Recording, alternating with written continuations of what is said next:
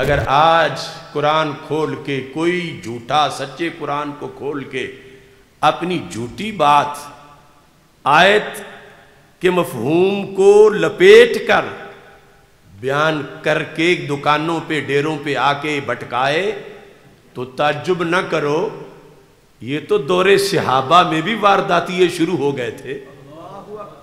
ہاں، ان کے مقابلے میں نسخہ وہی رکھو جو حضرت جابر بن عبداللہ والا ہے۔ جیسے آج کافروں والی آیتیں مسلمانوں پہ پڑھتے ہیں کچھ لوگ اور بتوں والی داتا صاحب پہ پڑھ دیتے ہیں، آیتیں تو سچی ہیں مگر آیت ہے کس کے لیے؟ قرآن بات کرے ابو جہل کی اور شیطان بات کرے اس جگہ پہ فٹ کر کے داتا صاحب کی، تو فرقہ واریت تو وہ کر رہے ہیں۔ کتاب الایمان مسلم شریف، اس میں 179 صفحے پر جو حدیث ہے اس کے لحاظ سے میں وہ ویسے تو پوری رات شاید گزر جائے لیکن میں اس کی صرف ایک جھلک پیش کرتا ہوں آپ کے سامنے، اور ان لوگوں کو چیلنج ہے جو کہتے ہیں بس ان کی اپنی روٹی کا مسئلہ ہے اور کوئی یہ ادھر کھینچتا ہے کوئی ادھر کھینچتا ہے، بات تو ہے ہی نہیں جب قرآن ایک ہے۔ تو میں بتاؤں گا کہ قرآن ایک ہے لیکن سارے پڑھنے والے ایک طرح کے نہیں ہوتے، کیونکہ سرکار فرما گئے ہیں، صحیح بخاری میں ہے کہ جب ذوالخویسرہ نے سرکار پر کہا تھا اعدل یا محمد صلی اللہ علیہ وسلم، رب کے نبی آپ عدل کریں، اتق اللہ، متقی بن جائیں، بخاری شریف میں ہے، سرکار نے غصے میں فرمایا میں نے عدل نہیں کیا تو کر کون سکتا ہے؟ یعنی ایک ٹولہ شروع سے ایسا ہے تبلیغیوں کا، انہیں پتہ ہی نہیں تبلیغ کرنی کہاں ہوتی ہے، اور اس تبلیغ کو سرکار نے توہین سمجھا اور حضرت عمر نے توہین سمجھا اور کہا مجھے اجازت تو میں اس کا سر اتاروں، یہ مبلغ بنا پھرتا ہے۔ سرکار نے یہ نہیں کہا کہ تبلیغیہ ہے تو کیوں سر اتارتا ہے، باقی اس نے توہین تو کی ہے، سر اتارنے کے قابل ہے، مستحق ہے، لیکن حق میرا ہے، میں چاہوں تو اترواؤں چاہوں تو اس کا نہ اترواؤں۔ اس وقت فرمایا یخرج من ذئب ھذا الرجل، اس بندے کی پشت سے ایک قوم نکلے گی، یقرؤون القرآن، قرآن پڑھیں گے، ولا یجاوز حناجرہم، حلق سے نیچے نہیں اترے گا۔ تو پتہ چلا قرآن پڑھنے والے دو قسم کے ہیں، مفتی صاحب نے نہیں بنائی، اللہ کے رسول علیہ السلام نے بنائی۔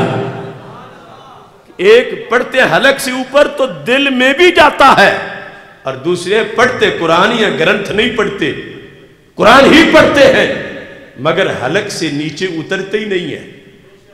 تو سرکار دو عالم صلی اللہ علیہ وسلم نے قسم بتا دی قرآن کے لحاظ سے، صرف قرآن کو کہ قرآن سے درس دے رہا ہے، دلیل بنانا یہ دیکھو تو صحیح کہ حالات کیا ہے، 15ویں صدی ہے اور ادھر تو ابھی پہلی صدی تھی، مسجد نبوی شریف تھی اور حضرت جابر کی تقریر تھی۔ یزید الفقیر کہتے ہیں کہ کنت قد شغفنی رأی من رأی الخوارج، FIR میں نام بھی ذکر ہو گیا کہ میں خارجی بن گیا تھا، سنیوں کا ہوتے ہوئے میں خارجی بن گیا تھا۔ شغفنی، شغف اٹریکشن تھی، خوارج کے عقیدے میں بڑا عقیدہ ہے، میں خارجی بن گیا۔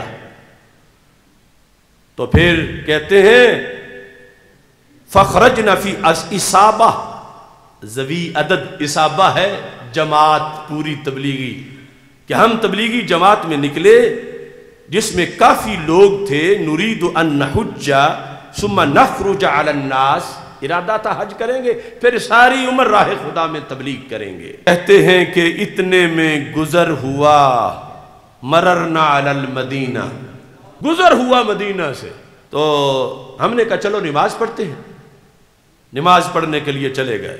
فَإِذَا جابر بن عبد اللہ يحدث القوم جالس الى ساریہ، ایک ستون کے ساتھ صحابی رسول حضرت جابر بن عبداللہ رضی اللہ تعالیٰ عنہ بیٹھے ہیں اور وہ حدیث پڑھا رہے ہیں۔ اتفاق سے موضوع یہی تھا، گناہگاروں کا روز محشر شفیع خیر الانام ہوگا، دلہن شفاعت بنے گی، دولہا نبی علیہ السلام ہوگا۔ ادھر وہ گرتوں کو تھام لیں گے، ادھر پیاسوں کو جام دیں گے، صراط و میزان حوض کوثر یہیں وہ عالی مقام ہوگا، آنا لہا کہہ کے آسیوں کو لیں گے آغوش مرحمت میں، عزیز اکلوتا جیسے ماں کو نبی کو اپنا غلام ہوگا۔ جہنم سے نکال کے جنت دینا بتاؤ مشکل کشائی ہے یا نہیں؟ مشکل کشائی ہے۔ تو تقریر ہو رہی تھی مسجد نبوی شریف میں، لاہور کی بات نہیں، مسجد نبوی شریف میں تقریر تھی جابر بن عبداللہ رضی اللہ تعالیٰ عنہ کی، سرکار کی یونیورسٹی کے فارغ التحصیل، اور زمانہ ابھی صحابہ کا تھا، لیکن وہ سطف تارک و سین والی بات جو ہے اس کے کچھ نہ کچھ آثار آ گئے تھے، اگرچہ تھوک کے لحاظ سے تو بعد میں ہوا۔ قد ذکر الجہنمیین، یزید الفقیر خود کہتے ہیں انہوں نے جہنمیوں کا ذکر کیا، اور پھر اس میں یہ تھا کہ یوں شفاعت کی حدیثیں بیان ہو رہی تھیں کہ سرکار چلو بھریں گے، ایک چلو میں کروڑوں کو بٹھا کے جنت لے جائیں گے، تو خارجی سے یہ برداشت کیسے ہو؟ تو یہ یزید الفقیر خود اپنی آپ بیتی بیان کر رہے ہیں، کیونکہ پھر سنی ہو گئے، کہتے ہیں مجھ سے برداشت نہ ہوا میں بول پڑا۔ اب اگلا جملہ سنو، کتنا جھلسا ہوا جملہ ہے، یعنی غلط سوچ پر مشتمل، ویسے لفظ تو سارے مقدس لفظ ہیں۔ یا صاحب رسول اللہ صلی اللہ علیہ وسلم ما ھذا الذی تحدثون، اے صحابی رسول صلی اللہ علیہ وسلم یہ کیا تم حدیثیں بیان کر رہے ہو؟ مطلب دوسرا مطلب یہ کتنی غلط تقریر کر رہے ہو صحابی ہو کے، یعنی یہ بطور خاص قانون ہے نا کہ مشتقی پہ حکم لگے تو مبدأ اشتقاق اس حکم کی علت بنتا ہے۔ تو صاحب رسول کہہ کے ہٹ تو یہی کر رہے تھے، چلو کوئی دور کا ہوتا تو اور بات ہی، تم صحابی ہو کے ایسی تقریریں کر رہے ہو کہ قیامت کے دن بھی نبی کو اتنا اختیار ہوگا اور یہ مشکل کشائی ہوگی کہ جہنم سے نکال لیں گے۔ یہ یزید الفقیر نے اعتراض کیا۔ جس وقت اعتراض کیا تو ساتھ دلیل بھی دی کہ اللہ کا فرماتا اِنَّكَ مَن تُدْخِلِ النَّارَ فَقَدْ أَخْزَيْتَ، اور دوسری آیت كُلَّمَا أَرَادُوا أَن يَخْرُجُوا مِنْهَا أُعِيدُوا فِيهَا، کہ جہنمی جب بھی نکلنا چاہے گا اسے پھر گرا دیا جائے گا۔ تو کہا دیکھو ہم تمہاری تقریریں سنیں یا قرآن پڑھیں؟ قرآن کہتا ایک بھی جہنمی نہیں نکلے گا، تم حدیثیں بیان کر رہے ہو کہ لاکھوں کروڑوں کو اللہ کے نبی علیہ السلام نکال لیں گے۔ تو قرآن ہے۔ اگر آج قرآن کھول کے کوئی جھوٹا سچے قرآن کو کھول کے اپنی جھوٹی بات آیت کے مفہوم کو لپیٹ کر بیان کر کے دکانوں پہ ڈیروں پہ آ کے بٹکائے تو تعجب نہ کرو، یہ تو دور صحابہ میں بھی وارداتیے شروع ہو گئے تھے۔ ہاں ان کے مقابلے میں نسخہ وہی رکھو جو حضرت جابر بن عبداللہ والا ہے، جو ہم نے عقیدہ توحید سیمینار میں آزما کے دیکھ لیا ہے۔ تو حضرت جابر بن عبداللہ رضی اللہ تعالی عنہ آپ نے یہ ارشاد فرمایا اتقرأ القرآن، تم قرآن پڑھتے ہو؟ قلت نعم، یزید الفقیر کہتے میں نے کہا ہاں قرآن پڑھتے، آیت بالکل ٹھیک پڑھی ہے۔ تو انہوں نے کہا فَهَلْ سَمِعْتَ بِمَقَامِ محمد علیہ السلام الَّذِي يَبْعَثُهُ اللَّهُ فِيهِ، وہ جو مقام محمد علیہ السلام والی آیت ہے قرآن میں وہ تم نے پڑھی ہے؟ کہتا ہے میں نے کہا نعم پڑھی ہے۔ عَسَىٰ أَن يَبْعَثَكَ رَبُّكَ مَقَامًا مَحْمُودًا، قَالَ، تو حضرت جابر نے کہا فَإِنَّهُ مَقَامُ محمد صلی اللہ علیہ وسلم المحمود الذي يخرج اللہ به من يخرج، یہی وہ مقام محمود ہے جو آیت میں ذکر ہے کہ جہاں سرکار کھڑے ہوں گے اور کروڑوں جہنمیوں کو پکڑ کے جنت میں داخل کر دیں گے۔